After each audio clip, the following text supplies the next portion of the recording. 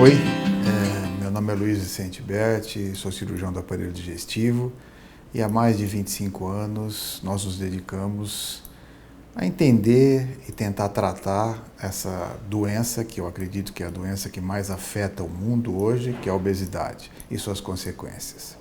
Eu fiquei muito contente quando o pessoal do Entendendo a Obesidade me procurou e mostrando esse projeto, que é tentar mostrar de uma maneira clara quais são os problemas que a obesidade vai nos causar durante esses próximos anos e os problemas que ela já nos causou. E se a gente começar a entender a obesidade na sua estrutura, nós vamos ver que não é fácil a gente combater essa doença. Primeiro, que é uma doença, ninguém é obeso porque quer, mas ela tem tratamento. Esse tratamento ele pode variar desde uma pequena mudança nos seus hábitos de vida até no topo da montanha, uma cirurgia. E a gente precisa entender cada passo, aonde eu posso agir, aonde eu posso melhorar isso. Se nós começarmos a pensar de onde nós viemos, não vamos entrar aqui se nós viemos daqui ou dali, isso são coisas que cada um pode acreditar. Mas vamos entender uma coisa, quem nos criou, criou de uma maneira diferente dos outros animais que viviam naquela época. O ser humano não era um animal muito forte e ele tinha uma necessidade de sobreviver, de lutar pela vida, e ele precisava buscar alimento. E esse alimento não tinha com facilidade. Quando tinha esse alimento, era um alimento de difícil absorção, ou seja, o meu organismo tinha muita dificuldade de fazer aquele alimento virar energia. E eu disputava esse alimento com vários animais, até mais fortes do que eu. Então o ser humano precisava de uma proteção extra. E é aí que eu digo que quem nos criou com algumas vantagens. A primeira dela é que ele nos fez viver, ou quem o fez, nos fez viver com pouca comida. O ser humano hoje ele consegue viver com uma quantidade muito menor de comida que, de repente, um animal muito maior, como um cavalo, como um boi. Eu, com 2 folhas de alface e um tomatinho, se eu cortar e temperar, eu consigo passar algumas horas sem ter fome, ou seja, com uma sensação de que eu me alimentei. E se eu fizer dessa mesma quantidade de comida, como eu disse, para um animal maior, aquilo não vai ter nenhum efeito. Então, essa foi a primeira ajuda que nós tivemos para sobreviver, viver com pouca comida. A segunda e a mais importante é uma coisa muito conhecida que a gente escuta toda hora, a todo momento, em todo lugar. Uma palavra chamada metabolismo. E aí que começa o nosso grande problema.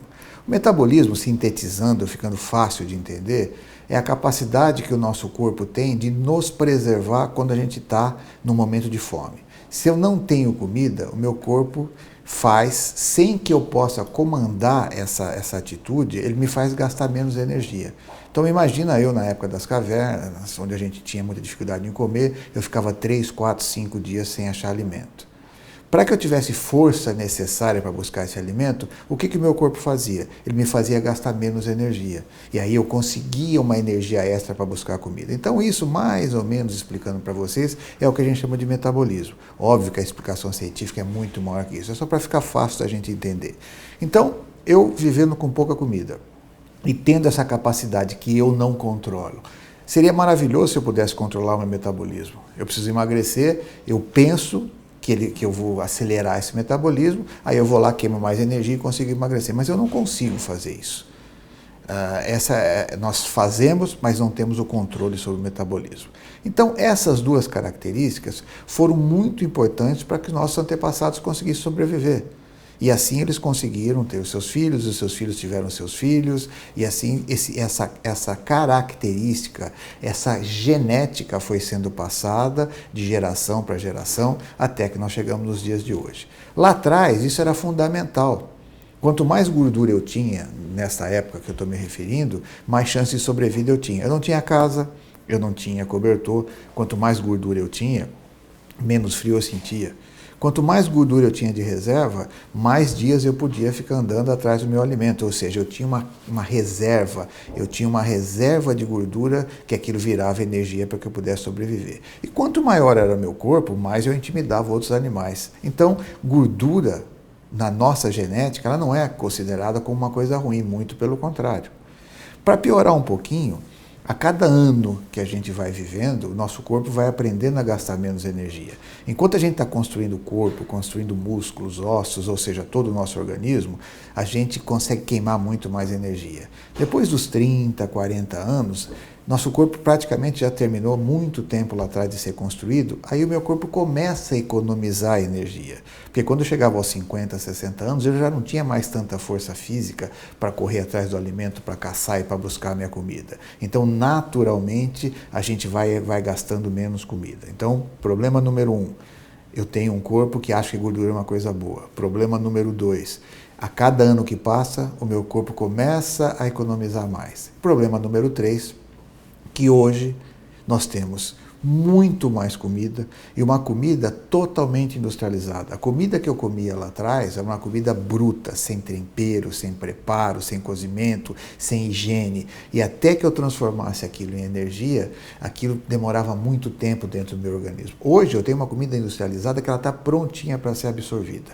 Então, eu tenho mais comida, eu gasto menos energia e eu vou envelhecendo. Isso fez com que o mundo se tornasse um mundo de pessoas acima do peso. 65% da população mundial hoje está acima do seu peso. São dados oficiais da Organização Mundial de Saúde. No Brasil, cerca de 62% das pessoas estão acima do peso. Quase 25% são obesos, e obesidade é doença, não é falta de vontade, e já 4% são obesos mórbidos. São aquelas pessoas que a obesidade já passou de um limite aceitável. Então, não existe doença que tenha tantas pessoas doentes como se tem da obesidade e das suas doenças que são, vamos dizer, que são trazidas pela obesidade, como a hipertensão arterial, que é a pressão alta, como o diabetes tipo 2, como os problemas respiratórios, a apneia do sono, como o meu desgaste de joelho, o meu desgaste de quadril, como a gordura no fígado e outras tantas doenças que tem. Então, nessas próximas gravações que nós vamos ter aqui com o pessoal do Entendendo a Obesidade, nós vamos tentar mostrar para vocês como tratar uma doença que é difícil, porque geneticamente nós somos e temos uma tendência em sermos obesos. Isso é importante entender, porque não é fácil, não existem tratamentos mágicos, não existem pílulas mágicas, nem cirurgias mágicas, nem nada mirabolante. É preciso entender que daqui para frente nós vamos falar de mudança de vida, de comportamento, e é isso que a gente tenta mostrar um pouquinho para vocês. Que para se tratar essa doença tão grave e tão cara, é preciso que a gente entenda que as mudanças deverão acontecer.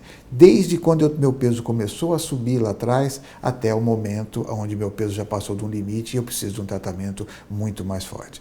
Então, vamos começar. A partir de hoje, a gente vai tentar mostrar para vocês um pouco do que é essa doença e os caminhos que nós temos para tratá-la, mas principalmente para preveni-la, para que a gente não chegue no futuro e tenhamos um mundo onde a maioria das pessoas estarão doentes, ou seja, serão obesas. É muito importante para o pessoal do Entendendo a Obesidade que vocês, se gostaram, se vocês têm interesse, que vocês acessem o blog, que vocês vão lá, curtam a página, que isso é importante para eles. Eu acho que se a gente puder levar essa informação para vocês é muito importante. E para eles é importante saber que vocês estão recebendo, que vocês estão gostando. Então, entre em contato com o pessoal do Entendendo a Obesidade, que eles vão ficar muito felizes. E até o próximo vídeo.